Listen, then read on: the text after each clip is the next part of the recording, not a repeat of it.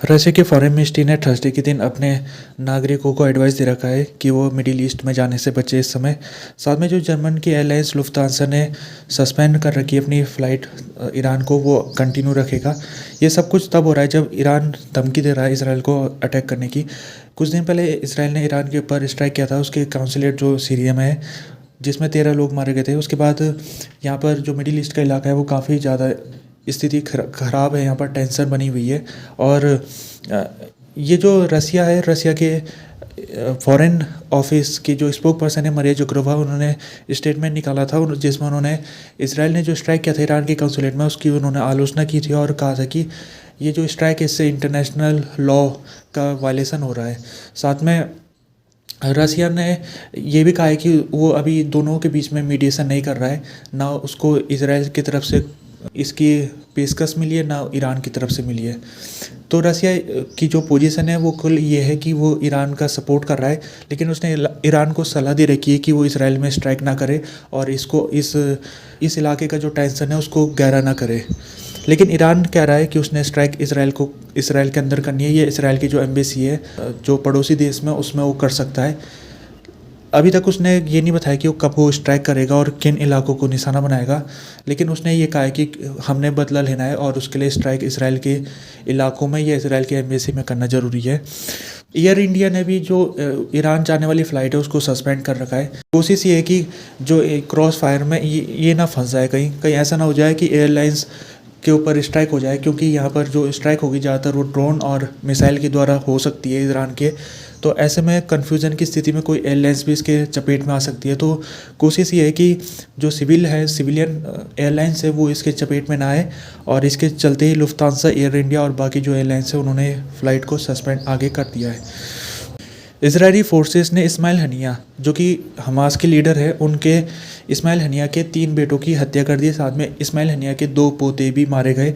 ये स्ट्राइक किया था इसराइल ने गाजा के इलाके में, और यहाँ पर जो स्ट्राइक हुआ है उसमें जो इसराइल के प्राइम मिनिस्टर नेतन्याहू और डिफेंस मिनिस्टर योव गैलेंट की परमिशन नहीं ली गई थी। इसमें इसराइल की मिलिट्री और सिन बेत इंटेलिजेंस सर्विस शामिल थे केवल। तो ये जो स्ट्राइक हुआ है इसको रिस्पॉन्ड कर दिया इस्माइल हनिया ने और कहा है कि ये निगोशिएशन जो कायरो में चल रही है उसको डाइवर्ट करने के लिए ये स्ट्राइक किया गया है। वो आगे कहते हैं कि हमको लगता है कि इसराइल ने स्ट्राइक करके ऐसा करने की कोशिश की है कि जैसे हम इसमें गुस्से में आ जाएंगे और हम इस निगोशिएशन से चले जाएंगे। ऐसा नहीं होने वाला है। हम निगोशिएशन में अभी भी वहाँ पर मौजूद है और निगोशिएशन करने की कोशिश करेंगे। साथ में इस्माइल हनिया ने ये कहा है कि मेरे बच्चे जो मरे वो दूसरे जो गाजा के पेरेंट्स हैं उनकी तरह मैंने भी अपने बच्चों को खोया है। ये जो दुख है ये हर गाजा के परिवार को सहना पड़ रहा है। ये केवल मेरा दुख नहीं है, बल्कि हर गाजा का कोई भी व्यक्ति है, उसने कोई ना कोई अपने परिवार के लोगों को खोया है इस लड़ाई में। तो उन्होंने इस अपने बच्चों का जो लॉस है उसको गाजा की जो तकलीफ़ है उससे जोड़ के देखा उन्होंने। इसराइल ने इसकी पुष्टि कर दी है कि इस्माइल हनिया के जो बच्चे 3 वो मारे गए, लेकिन उन्होंने ये नहीं कहा है कि इस्माइल हनिया के जो पोते मारे गए, जो खबर आ रही है उसको अभी तक उन्होंने पुष्टि नहीं की है इसकी। उन्होंने केवल उनके बच्चे मारे जाने के बारे में ही पुष्टि की है। और इसराइल ने यह कहा है कि जो 3 इस्माइल हनिया के बच्चे मारे गए थे ये यहाँ पर टेररिज्म करना चाह रहे थे, तो हमने इनको पहली प्रीएम्प्टिव स्ट्राइक इनके ऊपर किया है। तुर्की के जो प्रेसिडेंट रिसेप तैयब एर्दोगान, उन्होंने वेडनेसडे के दिन इस्माइल हनिया को उन्होंने कॉन्डोलेंस दी अपनी तरफ से। प्रेसिडेंट एर्दोगान उन्होंने स्ट्रेस किया है कि इसराइल को एक ना एक दिन जो क्राइम कर रहा है ह्यूमैनिटी के ऊपर वो उस कटघरे में उसको खड़ा होना पड़ेगा। तुर्की की जो सरकार है इस समय वो इसराइल के खिलाफ होती जा रही है। कुछ दिन पहले खबर आई थी कि तुर्की ने इसराइल को जाने वाले कुछ सामान जो एक्सपोर्ट करता था तुर्की, उसको उसने एक्सपोर्ट करना है बंद कर दिया है। और इसके अलावा तुर्की ने हमास के जो लीडर है उनको अपने यहाँ पर शरण दे रखी है। साथ में तुर्की बार बार वो इसराइल की आलोचना करता रहा है, जो इसराइल गाजा में लड़ाई कर रहा है उसकी तुर्की बड़े इंटरनेशनल फोरम में आलोचना कर रहा है। तो तुर्की की सरकार का जो रिस्पॉन्स है वो कोई सरप्राइजिंग नहीं है, और ऐसा रिस्पॉन्स उसका आना लगभग तय था।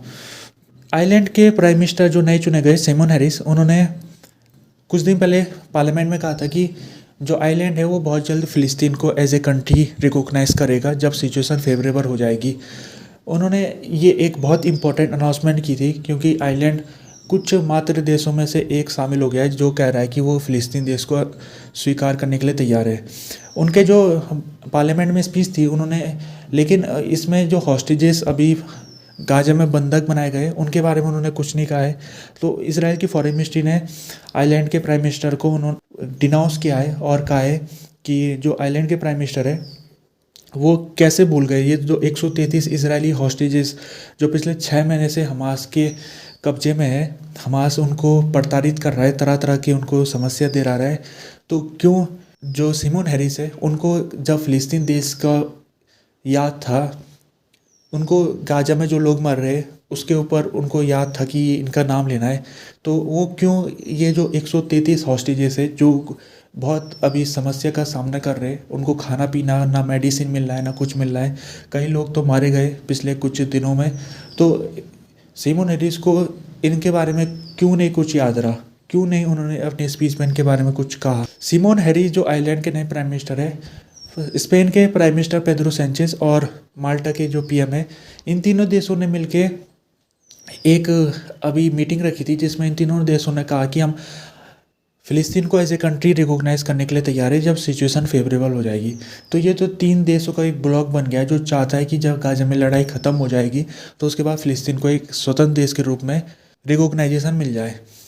ईरान जो धमकी दे रहा है इसराइल को स्ट्राइक करने की, उसके ऊपर अमेरिका के जो प्रेसिडेंट जो बाइडन का स्टेटमेंट आया, उन्होंने कहा है कि जो अमेरिका है वो इसराइल के साथ पूरे ज़ोरों शोरों से खड़ा रहेगा और इसराइल का प्रोटेक्शन करेगा। यूएस के secretary of state Anthony Blinken ने भी क्लियर कर दिया है कि यूएस इसराइल के साथ खड़ा है। ईरान कुछ भी अटैक करेगा तो इसराइल की प्रोटेक्शन के लिए यूएस सामने आएगा। यूके के जो प्राइम मिनिस्टर ऋषि सुनाक, उन्होंने भी कुछ ऐसे ही शब्दों में उन्होंने इसराइल को दिलासा दिलाया कि अगर इसराइल के ऊपर अटैक होता है ईरान की तरफ से तो यूके भी इसराइल की प्रोटेक्शन के लिए सामने आएगा। उन्होंने साथ में ये भी कहा है कि जो ईरान धमकी दे रहा है इसराइल को कि वो स्ट्राइक करेगा इसराइल के ऊपर, तो ये अनएक्सेप्टेबल है, ये धमकी ईरान को नहीं देनी चाहिए। 2-3 दिन पहले अयतुल्ला खमेनी जो कि ईरान के सुप्रीम लीडर हैं, उन्होंने बयान में कहा था कि हम इसराइल के ऊपर स्ट्राइक करेंगे बहुत ही जल्द, और उनके बयान को यूके की सरकार ने अनएक्सेप्टेबल बताया। जर्मन के फॉरेन मिनिस्टर एनेलिना बेयरबॉक, उन्होंने ईरान के फॉरेन मिनिस्टर हुसैन अमीर बोरलियन, इनके साथ उन्होंने टेलीफोन में बातचीत की है और उन्होंने ईरान के फॉरेन मिनिस्टर को कहा है कि आपको यहाँ पर रिस्ट्रेंट बरतना पड़ेगा और आपको एस्केलेशन नहीं करना चाहिए यहाँ पर। यूएस के मिडिल ईस्ट इनवाई ब्रेट मैकल, इन्होंने Saudi Arabia, United Arab emirate, Qatar और इराक के फॉरेन मिनिस्टरों के साथ बातचीत की है, जिसमें इन्होंने कहा है कि ये जो देश है ईरान के पड़ोसी, ये ईरान के ऊपर प्रेशर लगाए ताकि ईरान ये जो टेंशन की स्थिति है मिडिल ईस्ट में उसको लो करे, टेंशन ख़त्म करे। टेंशन जो ये पड़ोसी देश है, इनमें से कुछ देश ऐसे जिनके साथ ईरान के अच्छे संबंध हैं, जबकि कुछ ऐसे हैं जो ईरान के सख्त दुश्मन है, जैसे सऊदी अरेबिया ईरान का दुश्मन है, जबकि जो इराक है वो ईरान का अलाई है, और इसके अलावा यूएई ये भी ईरान का अलाई कहते हैं इसे। तो कोशिश ये है कि जो ये पड़ोसी देश है ये ईरान के ऊपर अगर दबाव बनाएंगे तो हो सकता है कि ईरान इनकी बात मान ले और स्ट्राइक ना करे इसराइल के ऊपर। अभी जो सीज़फायर निगोशिएशन इस समय कायरो में चल रही है, उसके मुताबिक 3 फेज़ ये डील होनी है। अगर हो जाएगी तो यूएस द्वारा प्रस्तावित ये सीज़फायर प्रपोजल है। इसके चलते जो फर्स्ट फेज़ होगा उसमें हमास लगभग 40 हॉस्टेजेस को छोड़ेगा, जो जिंदा हॉस्टेजेस, 40 लिविंग हॉस्टेजेस। बदले में जो इजराइल है वो 6 हफ्ते के लिए लड़ाई को बंद करेगा और 900 फ़िलिस्तीन कैदियों को अपने जेलों से छोड़ेगा। ये फर्स्ट फेज़ है, लेकिन इसमें दिक्कत ये आ रही है कि हमास का कहना ये है कि जो 40 लिविंग हॉस्टेजेस की कंडीशन है उसके मुताबिक हमारे पास इतने जिंदा महिला, बच्चे और बुजुर्ग नहीं है 40 जो हम इनको इसराइल को सौंप सके। कहने का मतलब उनका ये है कि जो इसराइल डिमांड कर रहा है कि 40 लिविंग हॉस्टेजेस इसराइल को चाहिए, तो हमास इसको पूरा नहीं कर सकता है। लेकिन इसराइल के अब हमास के ऊपर दबाव बना रहा है, वो कह रहा है कि अगर आपके पास इतने महिलाएं, बच्चे और बुजुर्ग नहीं है तो आप जो यंग मेल है, यंग पुरुष है, नौजवान है, उनको भी आप इसमें शामिल कीजिए, जो फ़ौज में भी रह चुके, और हमास ने उनको गिरफ्तार कर दिया था, अगवा कर दिया था 7 अक्टूबर के दिन।